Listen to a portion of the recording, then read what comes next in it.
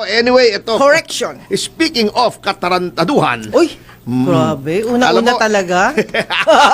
Hindi, nayayamot ako rito sa mga tirada ng mga ulalo sa Senado na gustong-gustong i-push na huwag sundin o suwayin ang Korte Suprema, inuudyo nila ang kanilang mga kasamahan sa Senado na ituloy ang impeachment trial. Okay. Eto pa. Nagpapalabas sila ng resolusyon na may 4 na lagda na. Si Ontivero, siyempre, sino pa ba? Opo. Si Bam Aquino, si Kiko Paghilinan, mga typical na dilawan talaga na walang galang sa batas. Yan ang mindset ng mga dilawan eh. Nako po. Sila ang batas. Walang batas kundi yung opinyon nila. Ayun. At ewan ko kung bakit sumama naman, maayos naman ito. Alam nyo, itong i-check ko lang mabuti, buti na yung sigurado at baka magkamali tayo. Opo. Okay, nakatignan lang natin to. Okay. Yun siya nga naknanteteng. Ang hirap talaga ng buhay. Nawala na naman. Hindi nawala mataba kasi yung daliri ko, yun ang problema ko Ala. Kung ano-anong napipisil ko minsan. Ayun. Oo. Teka, tignan ko kung ma-open ko ito. Yan! Tignan ko lamang kasi baka magkamali tayo ng puna. Opo. Nakakahiya naman. Maganda kung bubukas ito Kasi meron nga, ang nakakainis dito ay pinapalabas nila na itong resolution na to ay resolution na.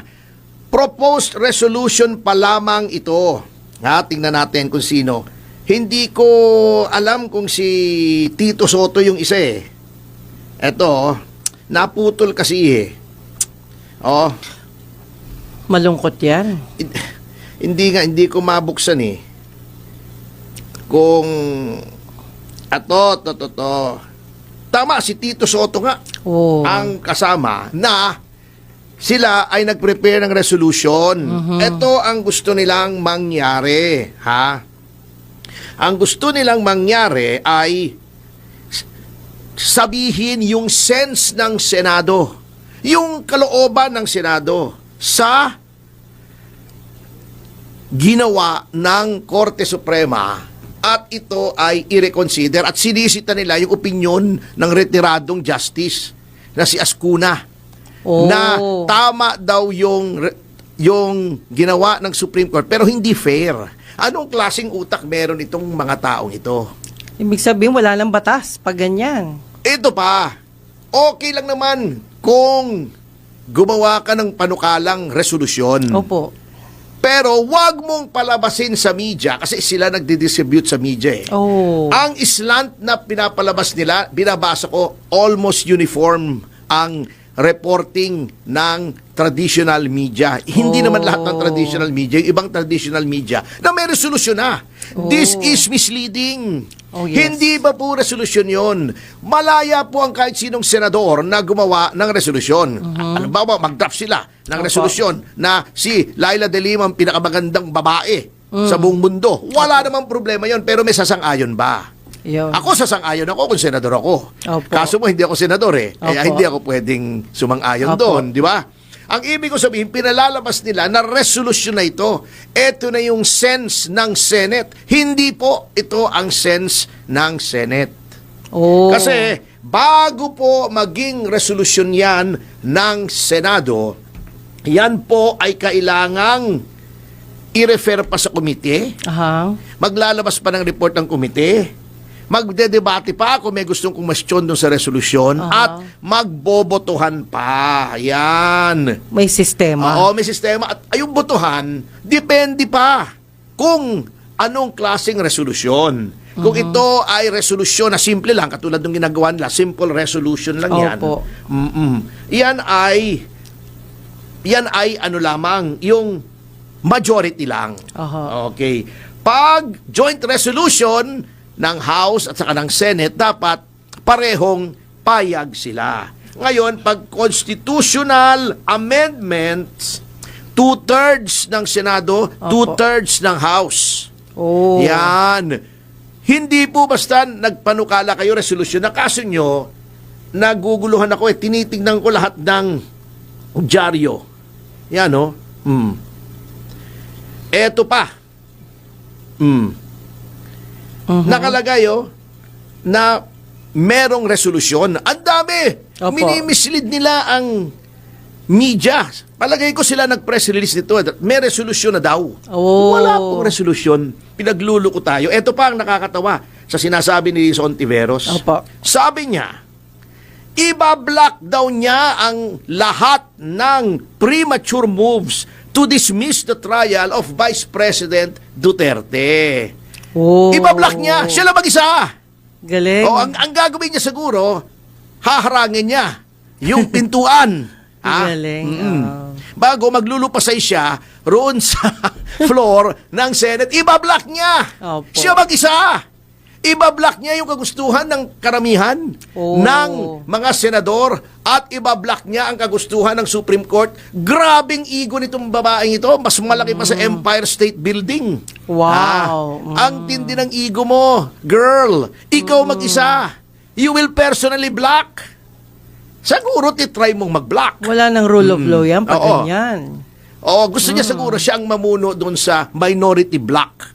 Ayun. Pag siya ang pinuno ng minority block, siya ay blockhead. Oh, Oo, di ba? yeah. OMG. Anyway, Oo. paano naman hindi ka matatawa sa mga ito? The presumptuousness. Hindi, I cannot wrap my head around the presumptuousness, the pride, the hubris of these people na sila ang dapat masunod. Opo. Kesa sa majority, kesa sa sinasabi ng Supreme Court. At anong basihan nila? Retiradong mga maestrado ng Supreme Court. Etong advice ko sa inyo, mga senador, bumuo kayo ng bagong Korte Suprema, kunin nyo lahat ng mga retired na maestrado na kampi sa inyo. Bago magsesyon kayo mag-isa. Then gumawa kayo ng sarili nyong desisyon. Of Ayun. course, walang kwentang desisyon yun. Retirado silang lahat O, di ba? Retiradong OMG, ano ba desisyon yan? din yun. Ay, nako. Talaga namang, Pinapabigat wag nyo nang ang problema. ipilit. Ha? Ang tawag dyan ng mga bata, muntanga. Muntang. Muntanga. Ano yun? Mukhang Muntanga. Muntanga kayo. Oh, pero attorney Maniwala kayo, okay, Dili. okay. Muntanga kayo. Oo. Sinabi na, wala ba kayong kagalang-galang? Itong Kalungkot mga ito, naman. kengkoy ha? Kita mo ha, etong si Monson, matatawa ka. Noong sinasabi, may usapan na i-dismiss ng impeachment court yung mga charges. Hindi pa naman i-dismiss. Sinasabi lang na maaring may motion to dismiss at maaring entertainin ng impeachment court. Okay. Sabi nitong si Monsod, para lang makalusot. Alam nyo, anyway, hindi ko masisisi itong si Christian Monsod Ay, yung Kung asawa, aburido, lalaki. Oo. yung Christian. Opo. Kasi kung ganun ang itsura ng asawa mo, si Winnie, talagang maaburido ka at kung ano-anong masasabi mo Ala. Anyway, Ay, Anyway, yeah. sabi niya, hindi kayo ang magdidesisyon kung mali ang ginawa ng House, kung merong violation ng 1-year ban. Hindi kayo ang magde-decide, impeachment court. Ang magde-decide niyan ay ang Supreme Court. Sinabi niya yan, i-fact check niyo ako. Talaga? Kung hindi totoo. Sinabi niya yan. It's not for you to decide, it's for the Supreme Court To decide. to decide. Ngayon nagdesisyon ng Supreme Court, But sabi now- niyo, wag sundin, dapat ituloy niyo. Ay, OMG. buang. Inyawa, inabuang na. Ay, giatay ko dasay. Ay, nako. Oo. Tinuod. Tinuod, Tinuod Ginoo. dahil, nako. Hindi. Pero attorney, the problem is kung misleading yung mga media, kakalat ang maling impormasyon. Oo, baka akala tuloy ng mga tao, meron ng desisyon ang Senate, nilalabag yung kagustuhan ng Korte Suprema. Pwede ba kayo ay mga lawmakers, isa-isahin ko mga pangalan nyo para itong apila ay para sa inyo. Ontiveros, Soto, Pangilinan, at sino pa yung isa? Aquino. Aquino. Ba't hindi ako magtataka, Aquino basta Opo. Aquino. Pera lang yung best friend ko, si Dr. Francis Aquino. Iba naman yun. Ilocana asawa nun eh. Okay. Anyway, kayo ay sumumpa to defend, to protect, to preserve the Constitution. Ganito lang po kasimple, ulit-ulitin ko hanggang tumalab sa matitinding mga makakapal na kokote nitong apat na to. Oh. Ha? Kayo po ay nanumpa na idedepensahan nyo ang konstitusyon. Sino ba nagbigay ng kapangyarihan sa kataas-taasang hukuman na magsabi kung merong kalabisan sa ginagawa ng kahit anong ahensya ng gobyerno? Di ba konstitusyon? Yes. Oh. Sundin nyo lang yung konstitusyon. Kayo ay creature din ng Constitution. Ang Senado ay kinreate under the Constitution. Opo. Oo. Yung legislature. Yes. 6 yata, Article 6 yung legislature. Yung executive ay 7. 8 yung judiciary. Kung ako'y hindi nagkakamali. Ako'y tama. Sabi ni May Marcos tama. Sr. Ayan.